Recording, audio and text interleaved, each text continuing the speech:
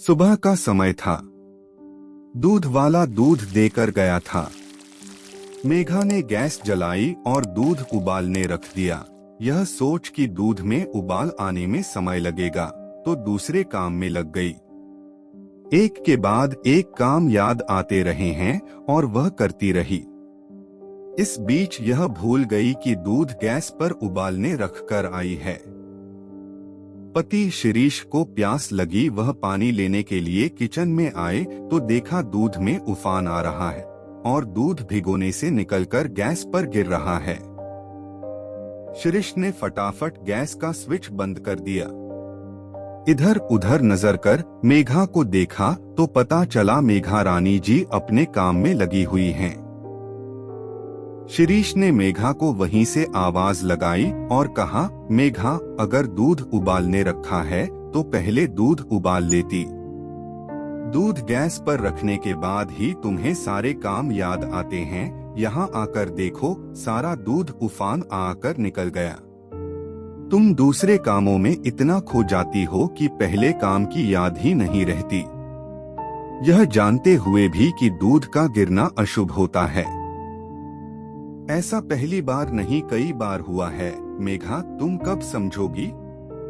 पति शिरीष का लेक्चर सुनते ही मेघा काम छोड़कर घबराई हुई सी भागी भागी रसोई में आई और कहा, अभी कुछ देर पहले ही दूध गैस पर रख गैस ऑन की थी, इतनी देर में उफान आकर निकल भी गया, कमाल है। हाँ, तुमसे पूछ कर निकलेगा कि मैं रुकूं या निकलूं। मेघा अपना सा मुंह लेकर रह गई। सोचने लगी, मैं दूसरे कामों में इतना उलझ जाती हूँ कि पहला काम ध्यान ही नहीं रहता। पता नहीं दूध के आगे मैं हार क्यों जाती हूँ। सारे दिन के कामों में तो कहीं कोई गड़बड़ नहीं होती, इस दूध को मुझसे क्या दुश्मनी है। अच्छा, अब मूड मत खराब करो, चाय बना लो प्लीज, दोनों चाय पीते हैं। शिरीष ने मुस्कुराते हुए कहा, इतना एटीट्यूड क्यों दिखा रहे हो? चाय तो बन ही जाएगी। बात आई गई हो गई। अगले दिन सुबह का समय था। शिरीष नहाने गए हुए थे। इसी बीच दूध वाला आ गया। मेघा ने दूध लिया और गैस पर उबालने रख दिया और शिरीष के लिए नाश्ता बनाने लगी। दूध में जल्दी उफान लाने के लिए गैस फुल कर दी, यह सोच कि नाश्ता बनाते बनाते दूध देख लूंगी। म्यूजिक भी चल रहा था। वह इत्मीनान से काम करती रही। इसी बीच शिरीष की आवाज आती है, मेघा कहाँ हो तुम? मेघा को शिरीष की आवाज का पता तो चला, लेकिन समझ नहीं पाई कि शिरीष क्या बोल रहे हैं। उसने म्यूजिक बंद कर दिया। उसी समय शिरीष ने दोबारा आवाज लगाई। मेघा ने आवाज सुन कहा, बोलो क्या बात है? वो मैं पोहा बना रही हूँ, जरा तौलिया पकड़ा देना। मेघा का फिर दूध से ध्यान हट गया और तौलिए में चला गया। इधर उधर नजर कर तौलिया देखने लगी। देखा तौलिया बाहर बिलंगनी पर लटका है। पौनी कड़ाही में छोड़ तौलिया बिलंगनी से उतार शिरीष को देने चली गई। इस बीच भला दूध महाशय कहाँ रुकने वाले थे। वह आनन फानन अपनी चरम सीमा पर पहुंच गए और बह निकले। तौलिया शिरीष को पकड़ाकर जैसे ही मेघा किचन में आई तो देखा दूध महाशय जी का चारों तरफ साम्राज्य फैला हुआ था। यह देख मेघा कह बैठी, इतनी भी तसल्ली नहीं थी, आ ही तो रही थी। मेघा के हाथ में जो भी कपड़ा आया झेड़ पैर साफ करने लगी। इसी बीच शिरीष भी बाथरूम से निकल टॉवल बिलंगनी पर डालने के लिए आ गए। किचन की तरफ नजर की तो देखा दूध उफान आकर बह गया है और मेघा रानी साफ करने में लगी हुई है। मेघा की शिरीष से नजरें चार हुई, वह सकपका गई। शिरीष का गुस्सा सातवें आसमान पर चढ़ गया और कह बैठा, आज फिर तुमने दूध बहा दिया। तुमसे कितनी बार कहा है एक टाइम में एक काम किया करो, यह बात तुम्हें कब समझ आएगी? मेघा, अरे आपने ही तो तौलिया मांगा था, मैं क्या करती? इस बीच दूध में उफान आया और बह निकला। आप हैं कि आवाज पर आवाज दिए जा रहे थे। अगर टावल नहीं पकड़ती तो अच्छी मुसीबत है। एक काम हो तो हो कैसे? सारी गलतियां मेघा की ही हैं। गैस बंद करने का स्विच तो है ही नहीं। जैसे शिरीष ने गुस्से से कहा।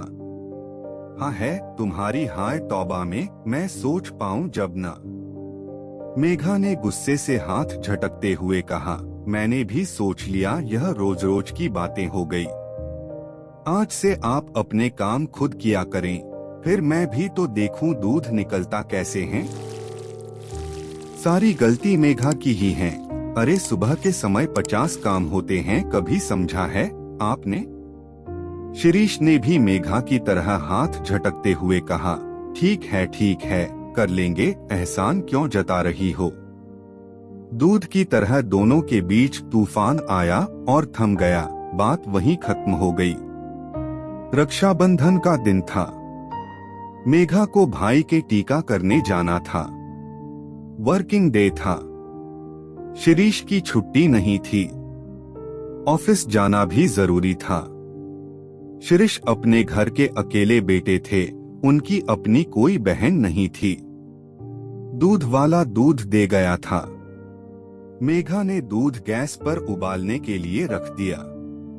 शिरीष ने मेघा से कहा, मैं सोच रहा हूँ ऑफिस जाते समय तुम्हें तुम्हारे भाई रवि के घर छोड़ देता हूँ।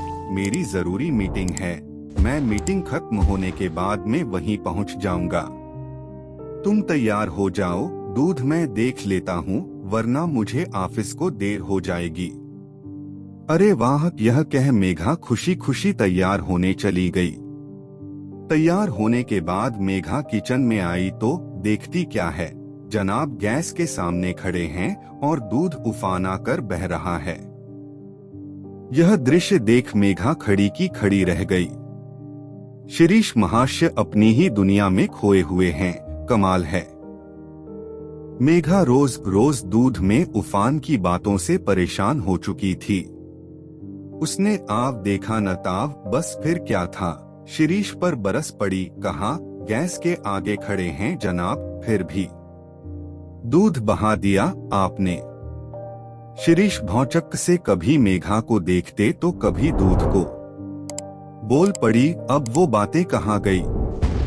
मेघा, मैंने तुमसे कितनी बार कहा है कि एक बार में एक काम किया करो।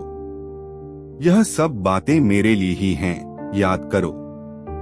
आप तो एक ही काम कर रहे थे, फिर क्या हुआ जनाब, मुझे भी तो पता चले। वो क्या है, मैं दूध में उफान आने के इंतजार में खड़ा था, पता नहीं क्यों मेरा ध्यान ट्रेक से हट गया। शिरीष ने बोला। वही तो अब आया समझ में, मेरा तो दूसरे काम में ध्यान हो जाता था, इसलिए दूध बहता था। आपने तो बिना काम किए ही दूध बहा दिया जनाब।